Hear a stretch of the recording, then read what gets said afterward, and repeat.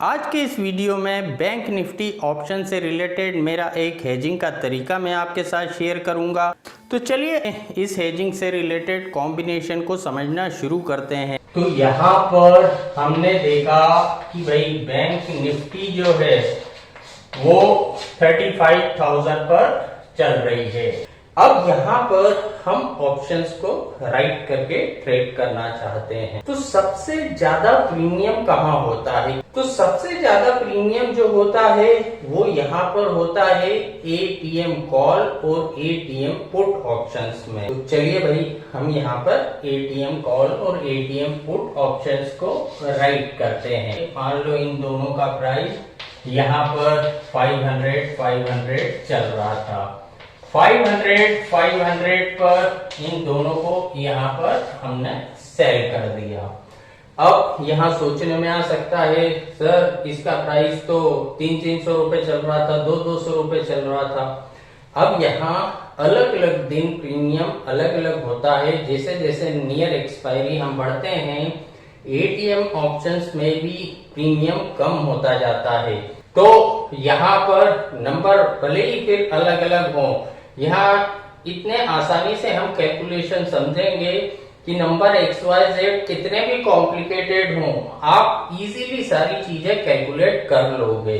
अब हमारा ये मानना है कि भाई 500 1000 पॉइंट का प्रीमियम काफी डीके हो सकता है, तो ये हमारा अच्छा खासा प्रॉफिट हो जाएगा। लेकिन अगर वन साइडेड मूवमेंट आ गया तो बिना बैंड बाजे के यहाँ हमारी बारात निकल जाएगी। तो इस चीज का यहाँ हम ध्यान रखते हैं कि हम अनलिमिटेड रिस्क वर्ड अगर किसी भी ट्रेड में जुड़ता है तो उस ट्रेड को अवॉइड करना चाहिए। तो अब यहाँ अनलिमिटेड रिस्क को हम खत्म करते हैं। तो यहाँ पर हम चेक करते हैं कि भाई हमारी रिस्क कहाँ तक नहीं है, ऊपर की तरफ और नीचे की तरफ। तो यहाँ पर टोटल प्रीमियम हमने कितना सेल करा है? टोटल प्रीमियम हमने सेल करा है 1000 पॉइंट का।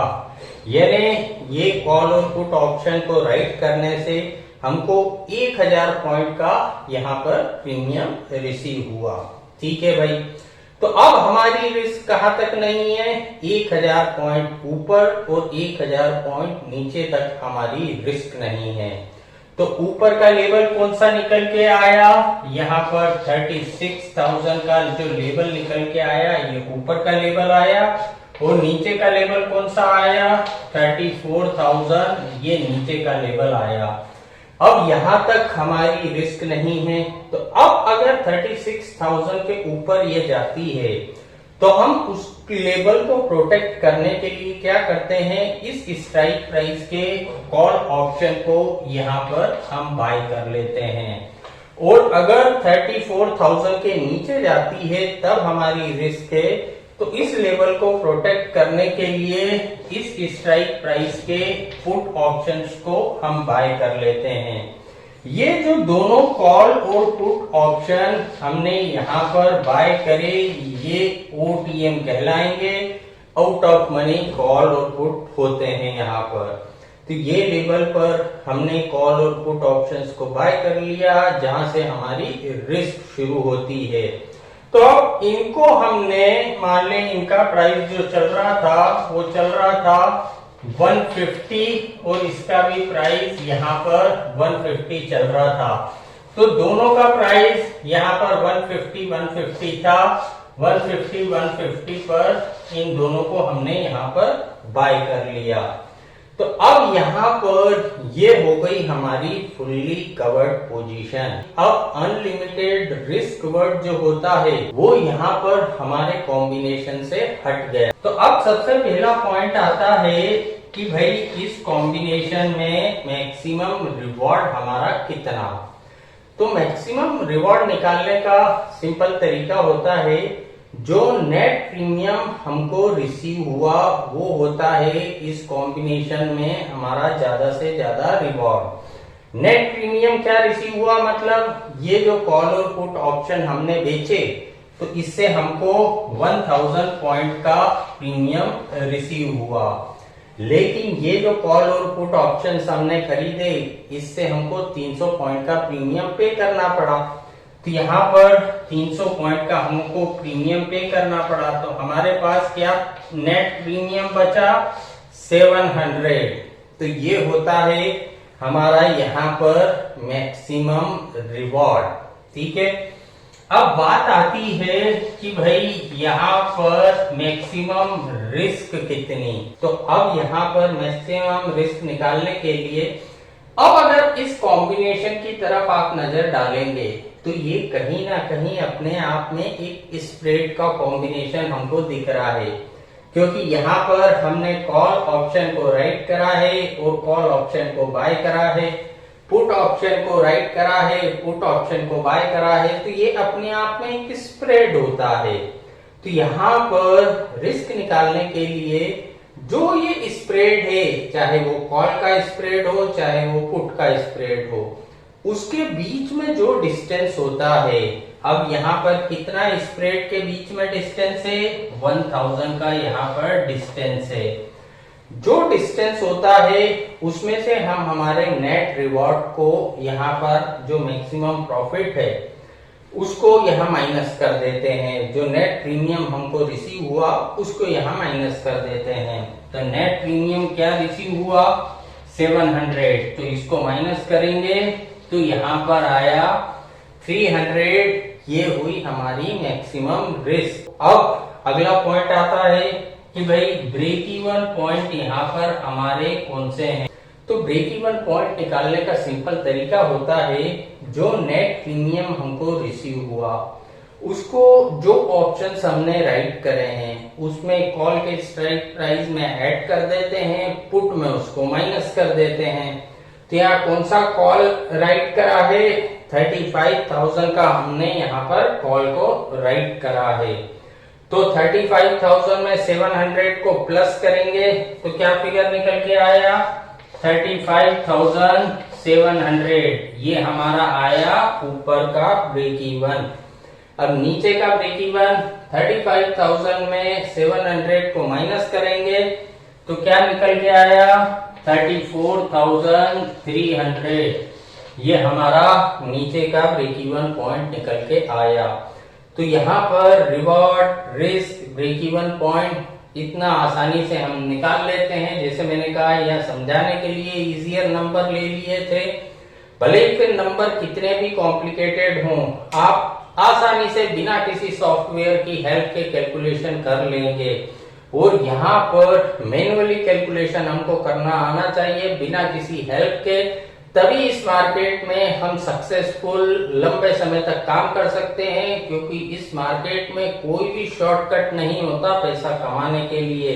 तो अब इस कॉम्बिनेशन को क्रिएट करने के बाद हम कब तक इस कॉम्बिनेशन में कोई भी छेड़खानी नहीं करते। यहाँ पर जिस लेवल पर हमने इस कॉम्बिनेशन को क्रिएट करा, इसके ऊपर वाला स्ट्राइक प्राइस और इसके नीचे वाले स्ट्राइक प्राइस के बीच में अगर ये ट्रेड कर रही है, ये ऊपर वाला स्ट्राइक प्राइस कौन सा हुआ 35,100 और नीचे वाला स्ट्राइक प्राइस कौन सा हुआ 24,900। ये दोनों स्ट्राइक प्राइस के बीच में अगर ये ट्रेड कर रही है तो एक 200 पॉइंट की रेंज है, यानी 35,100 से 34,900 के बीच में यहाँ पर कितनी रेंज है, यहाँ पर 200 पॉइंट की रेंज है इन दोनों के बीच में। 34,900 के बीच में कितनी रेंज है 200 पॉइंट की रेंज। अगर ये 200 पॉइंट की रेंज के बीच में बैंक निफ्टी चल रही है तो हम हमारी पोजीशन में कोई चेंजेस नहीं करते, कोई छेड़खानी नहीं करते।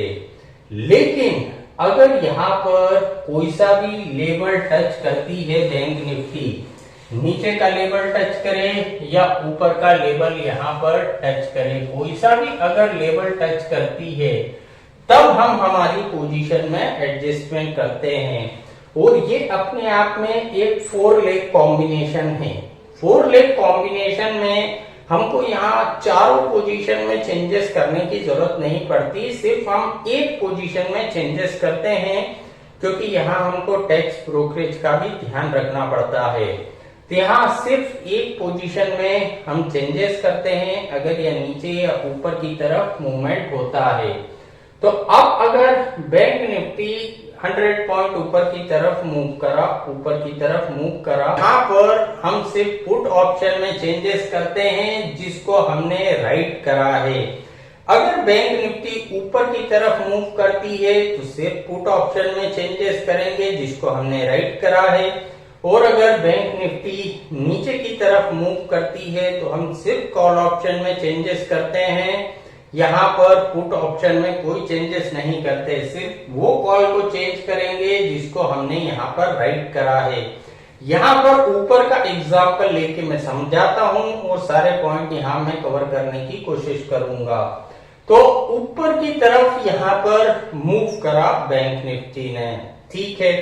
तो अब हम हमारी पोजीशन में क्या चेंजेस करते हैं, यहाँ हमारा सिर्फ एक काम है इस पोजीशन में, जिस ऑप्शंस को हमने राइट करा हुआ है उनमें डेल्टा को हमको यहाँ बैलेंस करते रहना है।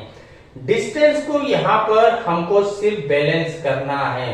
डिस्टेंस को किस तरीके से हमको यहाँ पर बैलेंस करना है, अब यहाँ पर ये जो ऑप्शंस हमने राइट करे हैं इसको समझ लेते हैं हम। तो ऊपर की तरफ का कैलकुलेशन समझते हैं। अगर बैंक निफ्टी 35,000 से 35,100 के लेवल पर पहुंचती है तो यहाँ पर जैसे मैंने कहा कि भाई यहाँ जो हम चेंजेस करेंगे सिर्फ पुट ऑप्शन में करेंगे क्योंकि बैंक निफ्टी ऊपर की तरफ गई है। तो अब हमारी ये जो राइट करी हुई पोजीशन में क्या चेंजेस हो गया, जब पहले पोजीशन बनाई थी तो दोनों एटीएम थे, दोनों यहाँ पर एटीएम थे, लेकिन अब ये क्या हो गया, जो कॉल ऑप्शन है ये 100 पॉइंट आईटीएम हो गया, इन द मनी हो गया ये हमारा कॉल ऑप्शन। लेकिन ये जो पुट ऑप्शन है ये क्या हो गया, ये हो गया 100 पॉइंट ओटीएम, यानी हमारी पोजीशन हो गई अनबैलेंस। यहाँ पर इन दोनों में कोई चेंजेस नहीं करना है इसलिए हम यहाँ देख नहीं रहे। यहाँ हमारी पोजीशन हो गई अनबैलेंस, एक हो गया आईटीएम, एक हो गया यहाँ पर ओटीएम। तो हम क्या करते हैं, हम हमारी पोजीशन को बैलेंस करते हैं। ये जो ओटीएम हो गया हमारा पुट ऑप्शन, इसको भी हम 100 पॉइंट आईटीएम पर शिफ्ट करते हैं। अब अगर यहाँ 100 पॉइंट बैंक निफ्टी बढ़ती है तो क्या होगा, ये जो पुट ऑप्शन हमने राइट करा हुआ है ये मान लो 450 का हो गया, और ये जो कॉल हमने राइट करा हुआ है ये 550 का हो गया। यहाँ पर इसके प्राइस नीचे आएंगे, इसके प्राइस बढ़ जाएंगे। तो हमने पुट में प्रॉफिट बुक करा, यहाँ पर 50 पॉइंट का हमने प्रॉफिट बुक करा पुट ऑप्शन में। अब इसकी जगह हम क्या करते हैं, 100 पॉइंट आईटीएम पुट को शॉर्ट करते हैं।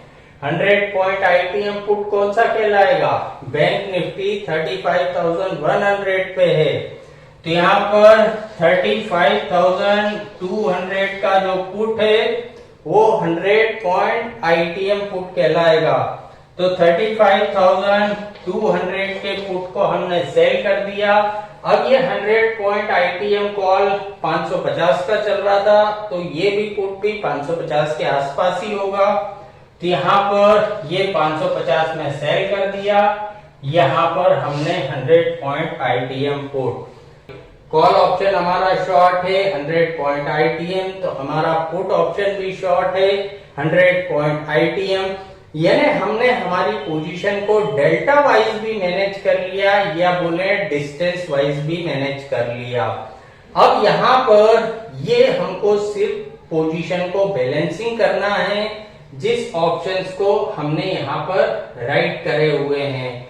अब ये बैलेंस करने के पीछे का लॉजिक क्या होता है, क्यों हम हमारी पोजीशन को यहाँ पर बैलेंस कर रहे हैं, उसका लॉजिक ये होता है कि अगर बैंक निफ्टी ऊपर की तरफ जा रही है, ठीक है, तो इसका प्राइस तो यहाँ पर बढ़ गया, ये 550 हो गया, और ये जो पुट ऑप्शन है ये 450 हो गया, यहाँ पर कम हो गया। तो अब अगर इसके बाद बैंक निफ्टी नीचे आ जाती है तो कोई प्रॉब्लम नहीं, फेवरेबल कंडीशन हुई, ऊपर जाके नीचे आ गई।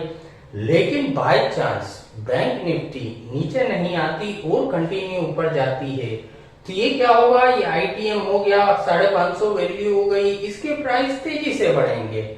और ये जो है ये 450 हो चुका है ओटीएम, उसके प्राइस तेजी से नहीं गिरेंगे, क्योंकि थोड़ा और ऊपर गई तो ये तेजी से बढ़ने लगेगा, ये उतना तेजी से नीचे नहीं जाएगा। तो यहाँ पर क्या होगा कि एक डिफरेंस आ जाएगा, पोजीशन कहीं ना कहीं अनबैलेंस होने से, और कहीं ना कहीं इन दोनों में एक लॉस हमको नजर आना शुरू हो जाएगा अगर ऊपर या नीचे की तरफ वन साइडेड किसी भी तरफ मूवमेंट आ जाता है। अब यहाँ पर अगला पॉइंट आता है कि भाई इस तरीके से बैलेंसिंग हम कहाँ तक करेंगे। तो यहाँ पर हम बैलेंसिंग करते करते सिर्फ ये जो ऑप्शंस में हमने पोजीशन को बाइंग की और सेलिंग की बना रखा है वहां तक ही हम हमारी पोजीशन को बैलेंस करते हैं, यानी पुट को बैलेंस करते करते हम 36,000 तक ही लेके जाएंगे और कॉल को बैलेंस करते करते नीचे 34,000 ही हम लेके जाएंगे। अब अगला पॉइंट आता है प्रॉफिट का। तो यहाँ पर प्रॉफिट जो होता है तो कैलकुलेटेड रिटर्न के लिए ही हम यहाँ पर काम कर रहे हैं। तो कैलकुलेटेड रिटर्न क्या होता है, जो भी मेरा फंड ब्लॉक होता है उस पे जो भी परसेंटेज में रिटर्न मिले यहाँ वो मेरे लिए सफिशिएंट होता है। अब जैसे यहाँ पर एक सोचने में आ सकता है कि भाई 35,000 से यहाँ पर 35,100 के लेवल पर यहाँ पर बैंक निफ्टी गई थी, तो यहाँ मैंने मेरी पोजीशन में एडजस्टमेंट करा। यहाँ क्या एडजस्टमेंट करा था कि भाई 35,200 का यहाँ पर पुट को मैंने सेल करा था, ठीक है भाई। अब लेकिन 35,100 से लुढ़क के ये फिर से नीचे आ गई, 35,000 पे आ गई, यहाँ से वापस से 35,000 आ गई यहाँ। तो ये तो जहां से मैंने काम शुरू करा था वहीं पे आ गई है पोजीशन। तो अब एडजस्टमेंट करने की जरूरत क्या है, एडजस्टमेंट इसलिए करने की जरूरत है क्योंकि ये जो पुट है ये तो 200 पॉइंट यहाँ पर हो चुका है आईटीएम, और जो ये कॉल है ये हो गया है एटीएम। पोजीशन अनबैलेंस हो गई है, तो ऊपर से नीचे आई तो हम क्या करते हैं, कॉल में चेंजेस करते हैं, यानी ये वाला कॉल को करेंगे स्क्वायर अप, उसकी जगह 200 point in the money call, यानी 34,800 स्ट्राइक प्राइस के यहाँ पर कॉल को सेल करेंगे। तो क्या हो गया, 200 पॉइंट कॉल भी आईटीएम, 200 पॉइंट पुट भी आईटीएम। अब हमारी पोजीशन बैलेंस है। तो यहाँ पर इस बीच में जब भी हमको प्रॉफिट होता है उसको बुक करते हैं और बाहर हो जाते हैं। और अगर 200 पॉइंट की रेंज के बीच में चल रहा है, मतलब 100 पॉइंट नीचे से 100 पॉइंट ऊपर, 200 पॉइंट की रेंज के बीच में है, तो यहाँ पर हम शांति से बैठे हैं, कोई प्रॉब्लम नहीं है हमको, और आराम से जब भी प्रॉफिट मिलेगा और बुक कर लेंगे। तो यहाँ पर आज के वीडियो में इतना ही। उम्मीद है ये वीडियो आपको पसंद आया होगा, ये हेजिंग का तरीका आपको पसंद आया होगा। अब यहाँ पर आप इस पे अच्छे से वर्कआउट करिए, पेपर वर्क करिए, और यहाँ एक चीज हमेशा ध्यान रखिए, XYZ कोई सा भी हेजिंग का तरीका हो उसका सक्सेस का परसेंटेज एक ट्रेड में कभी नहीं निकालना चाहिए। यहाँ एक ड्यूरेशन देना चाहिए कि मान लो मैंने ऐसे 30 ट्रेड करे, 30 ट्रेड में ओवरऑल रिटर्न मुझे क्या निकल के आया यहाँ, क्योंकि कई बार ऐसा आएगा, कई बार नहीं मिलेगा, कई बार थोड़ा सा जा भी सकता है हमको। अगर हमको लगता है नहीं ओवरऑल रिटर्न मेरे फेवर में आता है तो उस तरीके को हम लेके चल सकते हैं। अगर हमको लगता है ओवरऑल रिटर्न मेरे फेवर में नहीं आ रहा, कहीं ना कहीं कुछ गड़बड़ हो रही है, तो हम उस तरीके को छोड़ सकते हैं या उसमें कुछ और अच्छे पॉइंट ऐड करके यहाँ पर उसके रिजल्ट को बेटर लाने की कोशिश कर सकते हैं।